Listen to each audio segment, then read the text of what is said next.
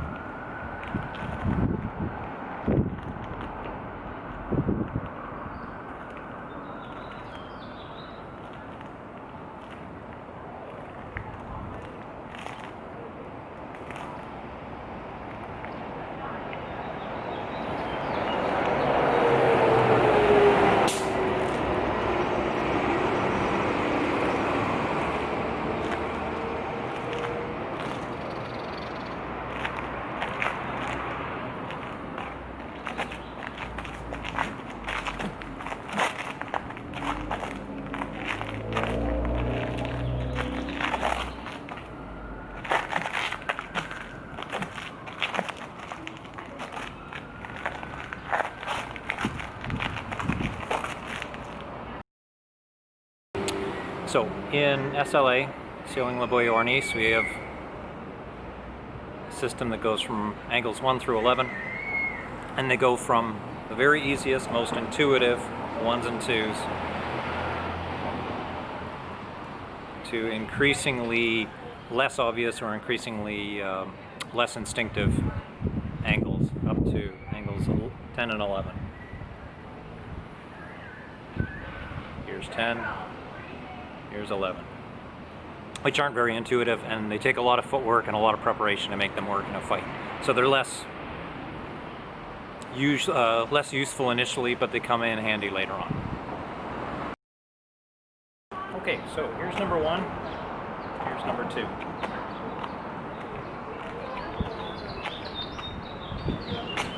We don't care what the target is. It's not the important part. The important part is sort of the angle we're making when we swing. So here's the drill off angles 1 and 2. There's temple. There's jaw. I'm striking at the neck. Shoulders. Ribs. Elbows.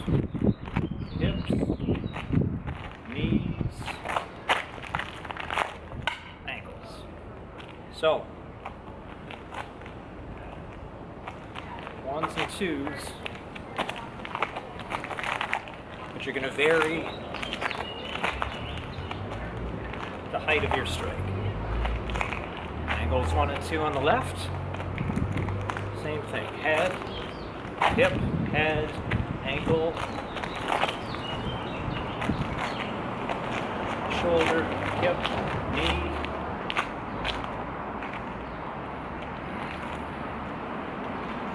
This is a 1, this is a, sorry.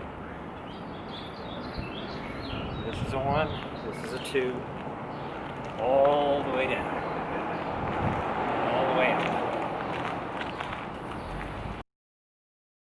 Second drill, off angles 3 and 4.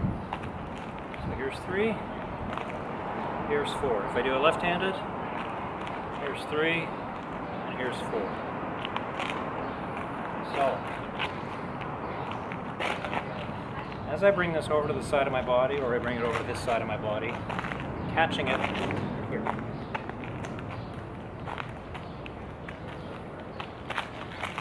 Catching it on the side of my body here.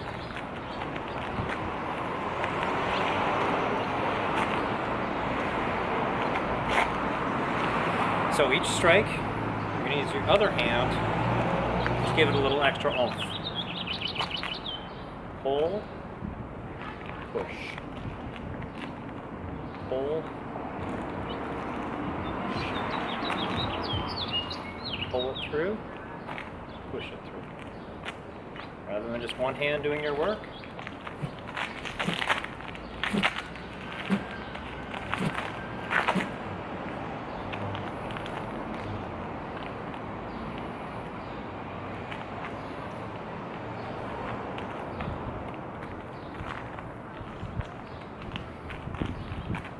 It's a great way to get extra power out of any shot, but it works best off sort of this level. I could do it off a 1 and a 2 here, but it's a little clumsier. This works really well. Pull, push.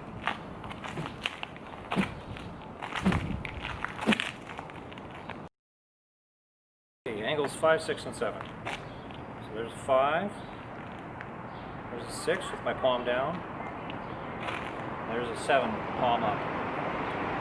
Okay. Left-handed, 5, 6, 7. No matter where they're coming from, 5, 6, or 7, they're all going for the center. So here's the drill out of 5, 6, and 7. Each one of these is just, the difference is the way your palm is. Right? Palm up, palm down, palm kind of neutral. And these are arbitrary moments. So I can come from here, palm down, a little lower, a little lower, a little lower, midline, coming over onto the palm up side of things, until I'm here in my number 7. If I do it on this side. So even though we've got 3 numbers, right? 5, 6, 7, we can have a million. We can have as many gradations as you want out of all of these. So the drill for this one is just moving around, throwing 5, 6, and 7, and all the gradations in between, and exploring all the differences, all the angles in between that we don't differentiate. Okay, angles 8 and 9. 8, 9. 8, 9. So for us, we call the backhand number 8, we call the forehand number 9. So here's the drill. Most people, if you do a roof block, most people will follow it up with a four-handed strike, what we would call a number 1. It's very natural motion, very instinctive. Or if I'm doing what we would call a number 2, that backhand, we'll follow up umbrella block, backhand, umbrella block, backhand. You can see this here. this motion winds it up with a strike. But let's change things up. So this motion, right, what we would also call a roof block, is also number 8. Here's my number 8, here's my roof block. Difference is here I'm striking at the person, here I'm covering my head. Right. Striking at the person, protecting my head. So, here's the drill. Roof block to number 9, umbrella block to number 8.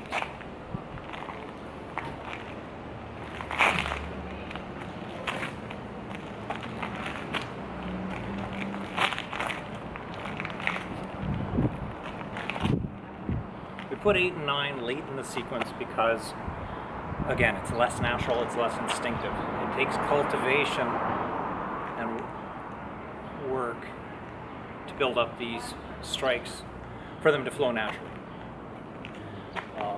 So if you're going to do these motions, right, the roof block, umbrella block, putting in 8s and 9s also makes sense. Umbrella block to number 8, roof block to number 9.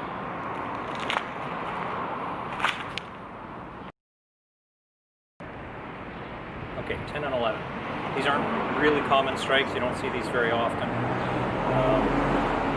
They're difficult to pull off, they require a lot of cultivation to make them happen instinctively. But number 10, number 11. 10 and 11. If I do these sideways, 10 and 11. 10 and 11.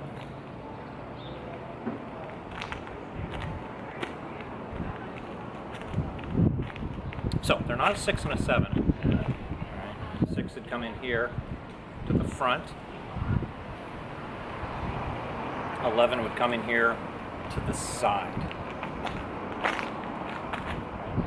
6, 11, 7, 10. So these are hooking motions. So the drill here is all footwork based. If I stand here and I do this, I'm going to get hit because I'm removing my protection way out to my side, nothing's protecting me here, and I'm telegraphing like crazy. Everybody can see this one coming. So, 2 kinds of footwork that we're going to practice here.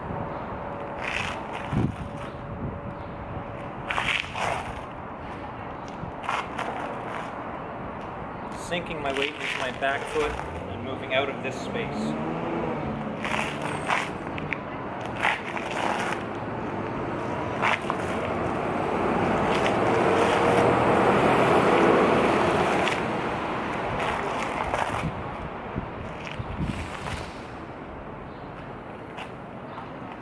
Second footwork is what we call encortada, where again we're going to move out of this space, but I move this foot in a circle and I'm going to rotate on my front foot.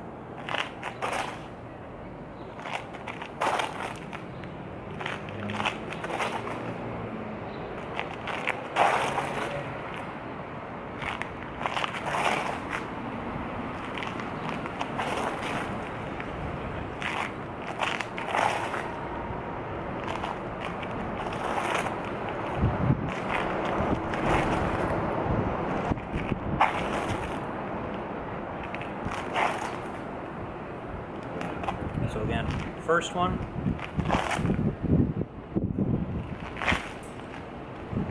pulling my weight onto my back leg, dragging my now weightless foot in.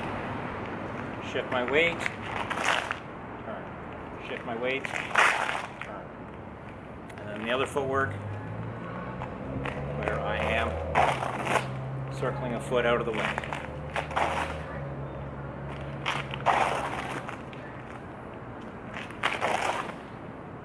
Okay, so there you have it.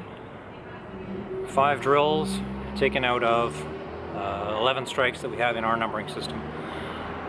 Your numbering system no doubt will be very different from ours, and that's absolutely okay. Some people like to really try and make something out of Numerado that it's not. It's not a suicide pact. It's just a set of numbers.